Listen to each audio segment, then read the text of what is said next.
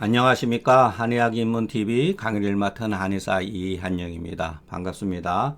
오늘은 중경서 조문 145에서 148조문 소쇼탕을 통해서 다시 한번 알아보겠습니다.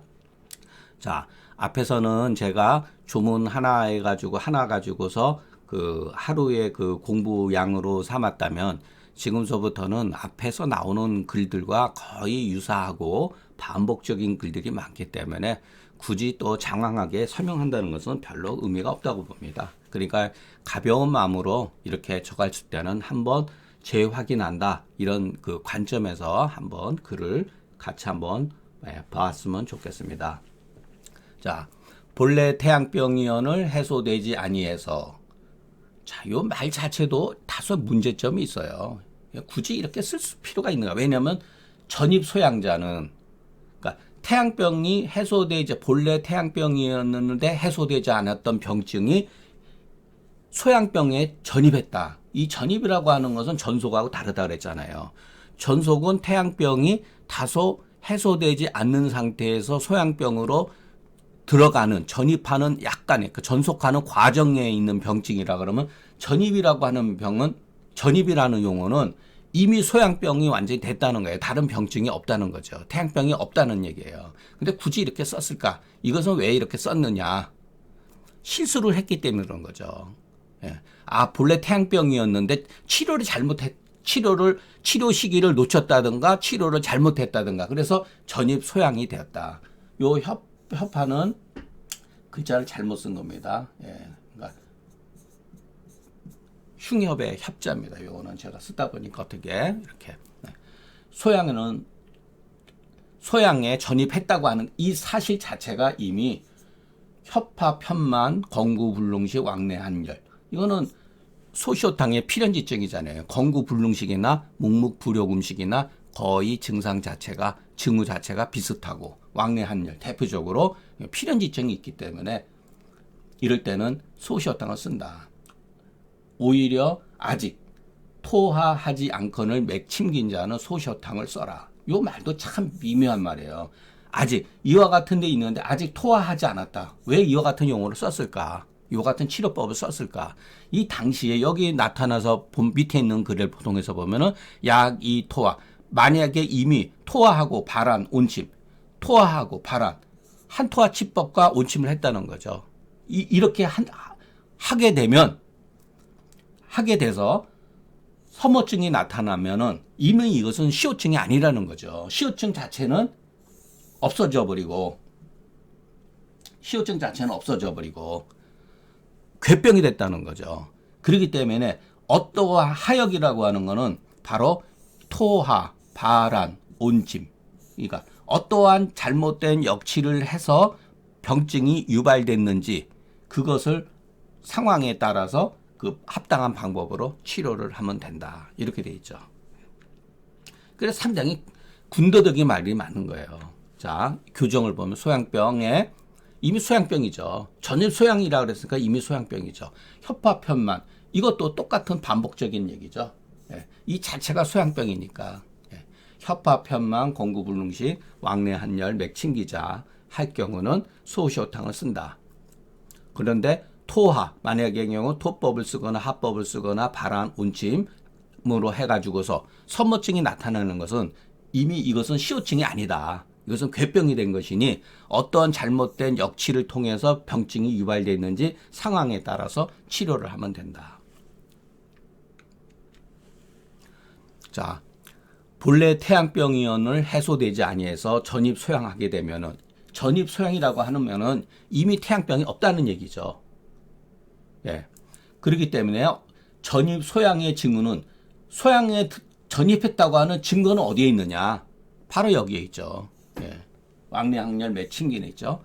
협파편만 건구불능식 왕래항열 맥침긴에 있는 거죠. 이것을 통해 가지고서 이 증상을 통해 가지고서 소양병에 전입했다는 증거가 되는 거죠.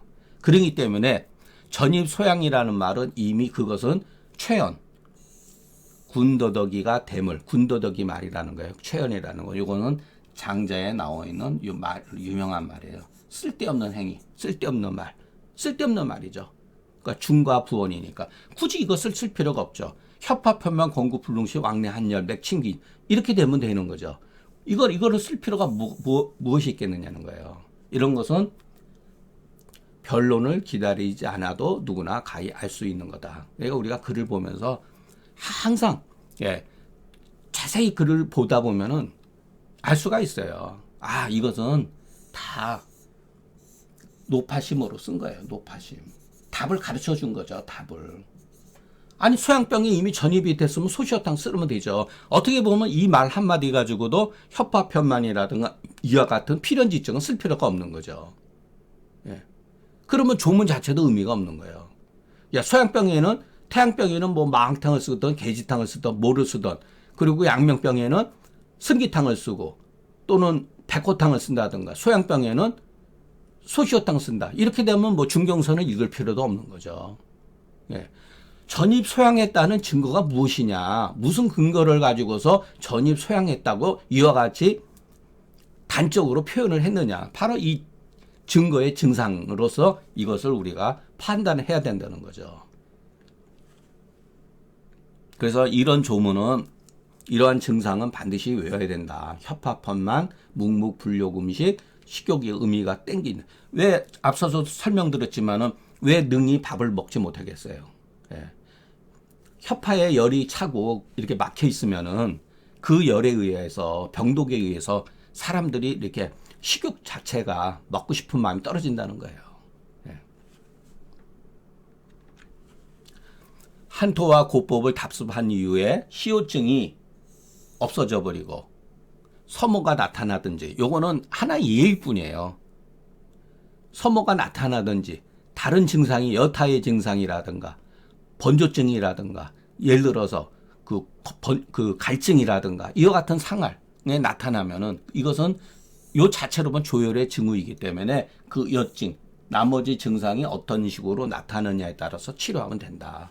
예, 이런 뜻을 가지고 있는 것 같습니다. 자, 오늘은 그 본격적으로 태음병에 대해서 이제 그 공부를 하겠습니다. 이제 분량을 나누다 보니까 잘못 나눠가지고 앞 부분은 소양병, 오늘은 이 부분은 이제 146조는 태음병. 여기서도 마찬가지로 태음지위병은 이걸 어떻게 해석을 하느냐? 태음이라는 병은 이렇게 해석을 해야 되죠. 예, 태음이라는 병은 복만하면서 구토증이 있고 식불화하고 자리 익심해서 이쪽에서는 그 시차 의미가 나름대로 있어요. 때때로 복통이 있다. 네. 이것이 바로 태음병이라는 거예요. 복만이 토하고 식불화하고 자리 익심하면서 시복차통하니. 만약에 이와 같은 상태에서 하를 하게 되면은, 하제를 쓰게 되면은 반드시 혀파가 결편이 된다. 자, 이거에 대해서 우리가 같이 한번 알아보겠습니다. 자, 그렇기 때문에 태음병은 뭐냐? 자꾸만 비위가 약해지고 무슨 뭐 비병이다, 뭐 비수약이기 때문에 이런 식으로 해석을 할 필요가 없는 거예요. 그러면 이 태음병이라고 하는 지시대명사죠. 태음병은 바로 복만이토, 식불화, 자리익심, 시복, 자통을 가리키는 거다. 예. 그렇기 때문에 태음병이 중요한 게 아니라 이와 같은 병증이 중요한 거죠. 복만이토, 식불화, 자리익심, 시복차통 이 증상이 중요한 거죠. 자, 중경서 조문에는 요 같은 용어가 있다 그랬잖아요. 요 같은 뭐랄까 조문이 있는데 물론 저는 취하지는 않았어요. 병발어 양이, 병발어 이렇게 돼 있잖아요. 병증이 음병에서 발생이 되었는데 도리어 합법을 쓰게 되면은 열이 들어오는데 이로 인해서 요거로 인해서 열이 들어와서 비증을 나타난다. 그래서 심화 비증은 병발어 음이고 병발어 양이 하지하게 되면 병이 양병이었는데 발했는데 합법을 쓰게 되면은 열이 들어와서 이로 인해서 그 열이 내암해서 그 결흉이 발생되는 거잖아요. 그러니까 결흉이라고 하는 것은 결흉이 생기는 경우와 비증, 심화비가 심화 다시 한번 쓰겠습니다.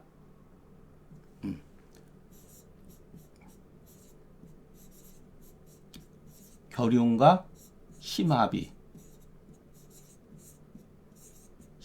이 결흉은 양병에서 생긴 것을 합법을 써가지고 나타나는 거고, 심화비는 음병이었는데 이 사람이 다소 음병이었는데 그러니까 하재를 잘못 써갔을 때 비증이 나타난다는 거잖아요.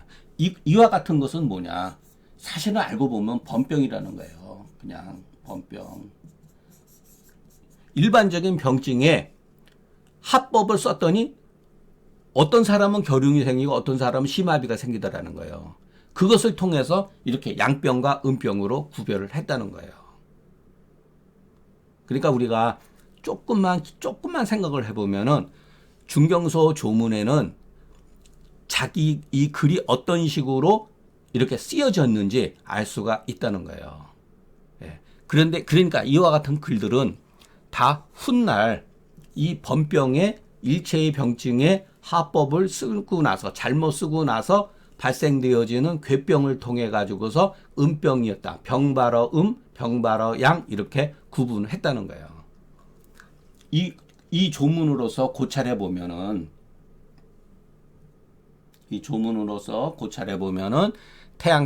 태음병의 합법을 쓰게 되면은 반드시 협화 경결이 나타나는 것뿐만 아니요 오히려 심화비를 나타낼 수가 있다. 그런데 이 조문에서는 뭐라고 되어 있냐면은 반드시 협화의 경결이라고 이렇게 써 있잖아요. 그러니까 이것은 반드시 이것만 나타내는 게 이럴 수도 있지만 오히려 실질적으로 조문의 예를 들어보면은 흉하 경결보다는 심화 비증이 오히려 나타날 수가 있다. 이렇게 보는 것이 합당하다는 거예요. 왜냐하면 이와 같은 조문이 있기 때문에 실질적으로 이 경험상 이것이 더 맞다는 거죠. 자, 그 음양가의 관점 이렇게 가짜를 썼잖아요. 그러니까 음양가의 관점에서 논하면 이것은 이런 식으로 제가 표현했을 때는 음양가라고 이렇게 했을 때는 다소 그 교조주의적인 해석이죠. 교조주의. 음양을 중심으로 하는 교조주의. 그리고 기계론적 해석이에요. 이런 것을. 딱 정해진 틀. 물론 저도 기계론적 해석을 쓰는 경우가 있어요. 왜냐하면 이와 현상에는 기계론적으로 발생되어지는 거죠. 예를 들어서 봄 다음에는 여름, 여름 다음에는 가을, 가을 다음에는 겨울. 이런 게 바로 기계론적인 거예요. 일종의.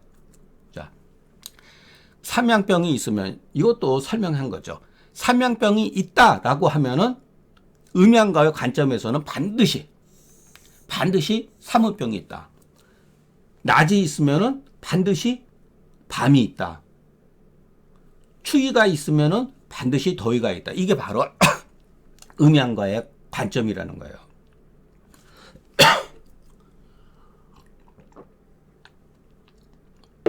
틀린 말은 아니죠.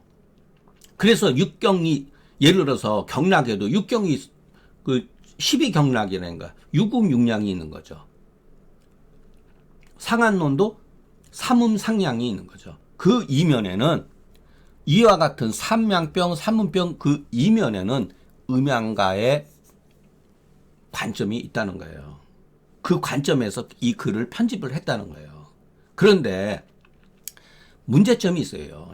현상 세계는 반드시 이렇게 기계론적으로만 되어 있지 않다는 거예요. 왜 그러냐면은 자, 앞에 조문을 태음병의 복만시통하고 무슨 뭐 예를 들어서 우리 다시 한번 보기로 하죠.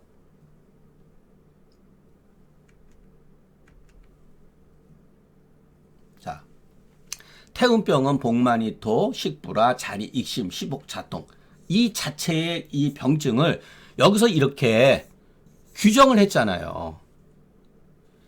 태음이라고 하는 병을 누군가가 규정을 이렇게 해놓은 거 아니에요. 그런데 이 누군가의 이와 같은 이거는 사견이라는 거예요. 사견 결국은. 이거는 이 사람 생각이죠. 자, 왜 그러냐면은 태음병이라고 하는 그 병증을 소음병이라고 비록 소음병이라고 말할지라도 주장할지라도 어찌 불가한 게 되겠느냐, 불가하느냐. 야, 이거 소음병이야. 누군가가 주장하면은 여기에 누가 반론을 제기할 수가 있겠어요. 증상이 거의 비슷하잖아요. 복통과 자리하고. 이것만 보면 소음병이 될 수가 있는 거죠. 이렇게 주장한들 어떻게 반박할 수가 있겠는가? 어떻게 불가함이 있겠는가? 여러분 한번 생각을 해보세요. 목소리 큰 놈이 이기는 거죠. 아니야, 이거 태음병이 아니야, 이거 소음병이야. 실제 임상에서 반박을 할 수가 없다는 거예요. 자, 그렇기 때문에 어떤 문제점이 발생이 되냐면은 병위, 반표리, 반표발리 이 3위는 한토와 적부. 아이고, 이거 글자 잘못 썼네요. 아, 갈지자인데. 오늘 두 개, 적부 지지위. 한토화가 적증이냐, 부적응증이냐의 위치로서 발생되어졌다는 거예요.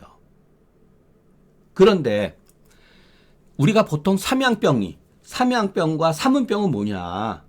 이거는 변증이라고 그랬잖아요. 그 책에 분명히 나와 있잖아요. 책에 변증. 증후를 분류해 놓는 거예요. 육경이라는 말은 변증이라고 그랬잖아요. 증상 자체를 구별해 놓은 큰 단위라고 보면은 병위라고 하는 이 증후의 또 병위가 또 갈라진다는 거예요. 약간의 차이가 있는 거예요. 그러니까 옛날 사람들도 육경 변증만 가지고 모든 것이 해석이 가능했으면은 표리 개념이 왜 필요했겠어요? 문제가 있으니까 이 병위의 개념을 도입했다는 거죠. 이 병위는 우리 인체의 병위는 3위밖에 없어요. 표리, 반표발밖에 없어요. 양병이든 음병이든지 간에. 근데 이것은 한토화법에서 나왔다는 거예요. 이건 제 주장이에요. 이 자연히 그렇게 되잖아요, 이거는. 그런데 문제는 어떤 문제냐. 삼양병위는 경계가, 이 경계라는 말은 옛날서부터 썼던 말이에요.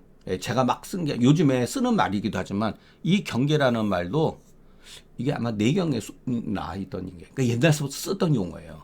경계를 이렇게 구분할 수 있으나 삼면병은 명확하게 구분되죠. 근데 삼은병은 이 경계가 구분하기가 어렵다는 거예요.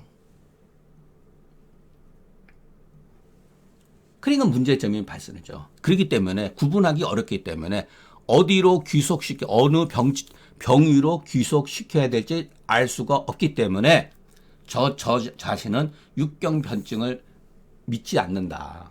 예, 육경변증으로 조문을 보면 안 된다. 육경변증을 믿지 않는데 하물며 이렇게 이황 이렇게 돼 있으면 하물며 이 소리야. 그럴 때는 앞에는 토가 이온 이렇게 붙어요. 육경변증을 나는 내 개인적으로 믿지도 않는데 하물며 경락을 가차해서 빌려가지고서 비유에 배속하는 것에 있어서야 이런 건 더더군다나 믿지도 않는다는 거죠. 왜냐하면 그렇지만은 많은 사람이 가금에 비롯해서 많은 우리나라 기존의 그 교수님이라든가 또는 글을 쓰는 사람이 이와 같은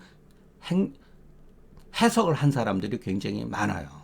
예, 이것은 문제가 있다. 이런 것은 우리가 취해서는 안 된다. 이건 뭐 제 주장이니까 뭐 이렇게 취한다고 개인적으로 취한다 그래서 제가 뭐라 할 수는 없죠. 근데 문제가 발생이 되는 거죠. 자, 오늘은 계지탕 147조문은 태음병의 맥부자는 가발아니니 의계지탕이다. 태음병이라는 이 명분이 이 조건이 무슨 의미가 있어요? 그냥 태음병 대신에 이렇게 써야 되죠. 범병에. 앞에도 이런 조문이 있었잖아요. 범병의 맥부자는 가발하니. 맥이 부하다 그랬을 때 다른 여타의 이상한 증상이 없다고 하는 전제 조건이죠. 이럴 때는 이 발안이라는 말도 잘못되어 있는 거예요. 쓸 필요가 없어요. 예. 오해의 소지가 있잖아요. 자, 가발안이니 계지탕을 쓴다. 그러면 계지탕이 발안제인가요? 발안할 수도 있어요. 계지 자체가 있기 때문에. 계지탕을 썼는데 이거를 잘 생각을 우리가 할 필요가 있어요. 계지탕을 썼는데 발안이 됐다.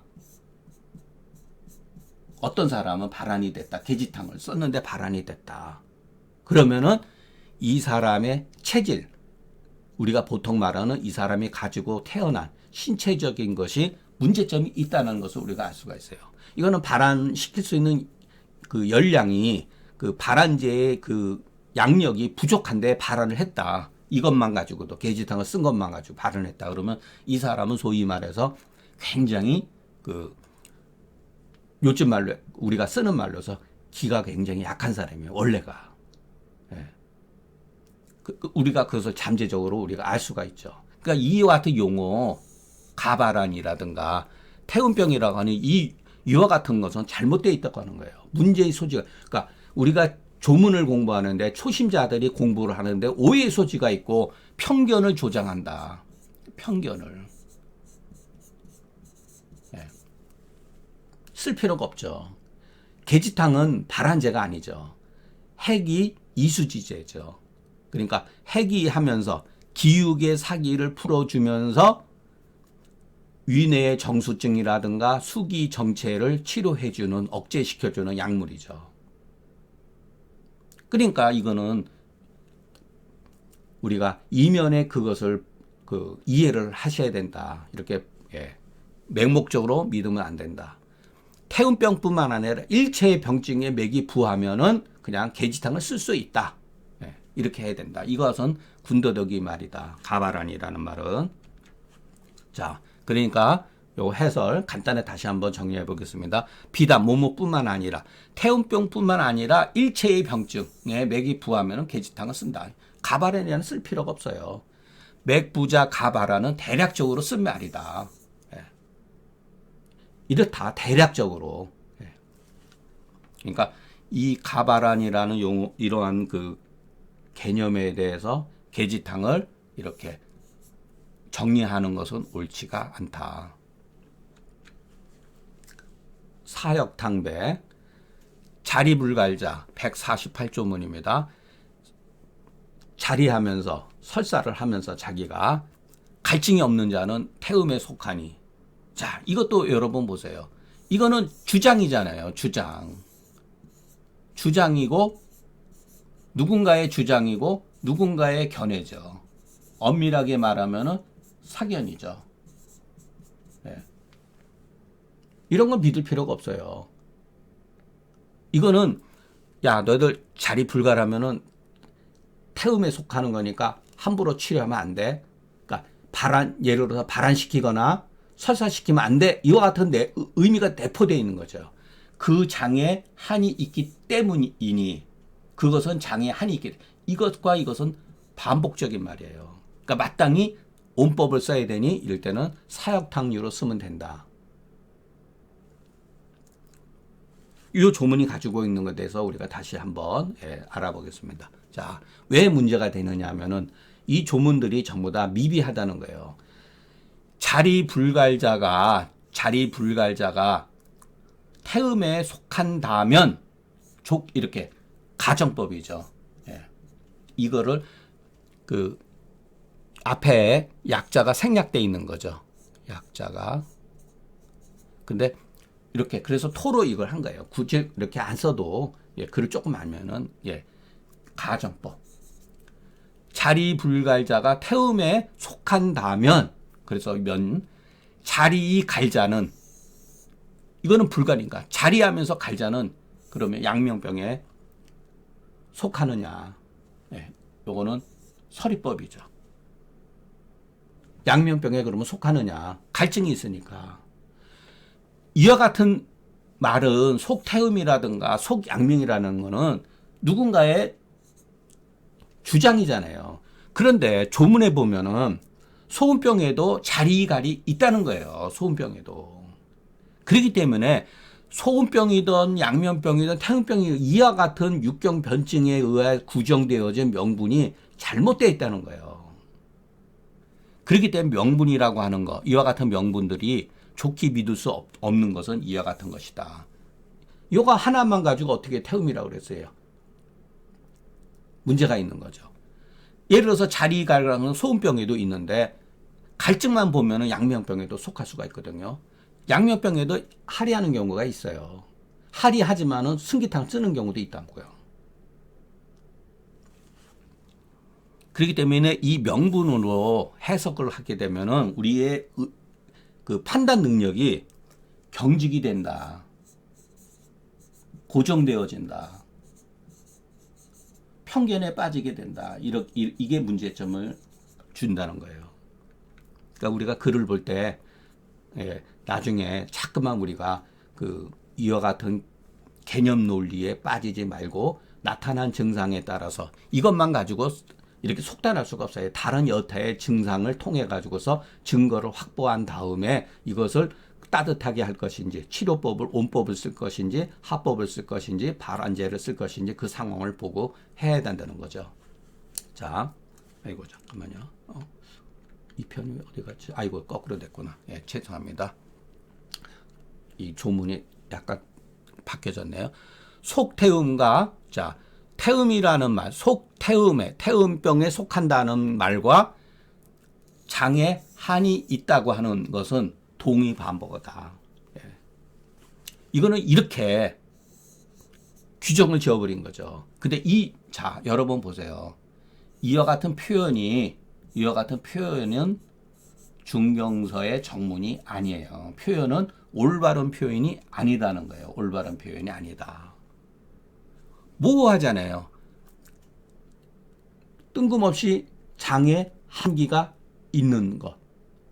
이거는 어떠한 증상을 보고 이렇게 판단하는 그 같은 추정이지 이것은 뭐랄까 정설이라고 할 수가 없죠. 이것도 누군가의 판단이죠. 그러나 이 둘 중에 말을 선택하는 속태음이라는 말과 장유한이라고 하는 것을 선택한다면 속태음보다는 차라리 장유한이 낫다. 그 이유는 뭐냐면은 그 뒤에 가서 설명하겠습니다. 이것이 낫지만 그러나 실증을 혼란시킴에 있어서는 똑같이 잘못된 표현 방법이다.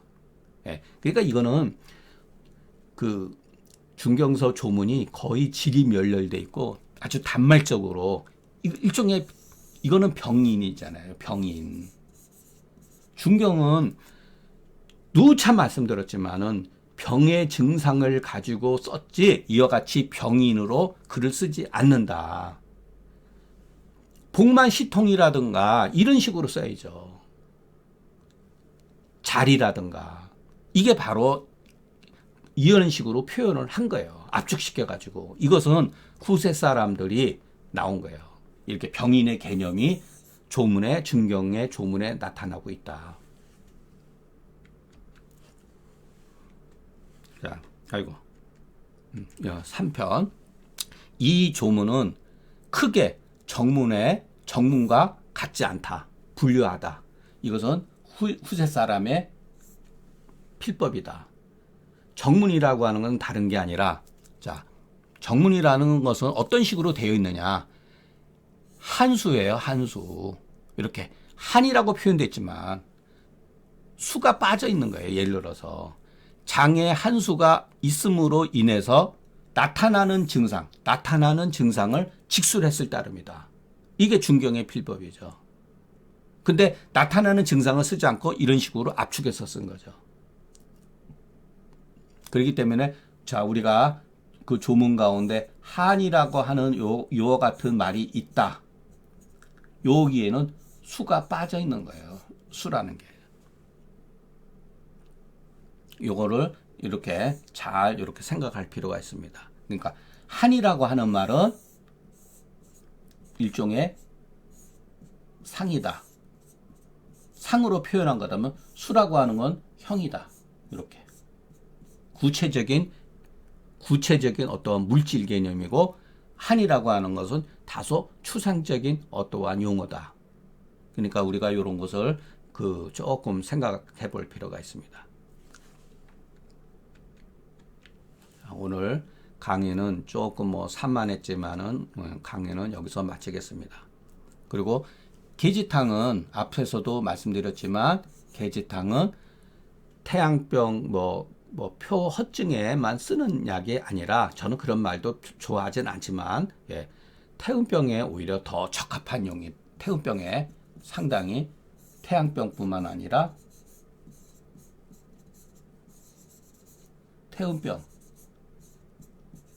태음병에도 적용되어지는 걸 알 수가 있어요.